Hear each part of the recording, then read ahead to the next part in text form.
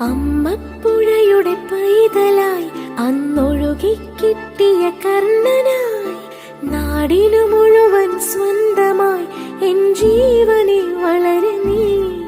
കുടിൽ മേയുവാൻ മുകിലുകൾ, അതിൽ മാരിവിൽ ചുവരുകൾ, നിനക്കൊരു കുടം കുളിരുമായി പുതുമഴ മണിമ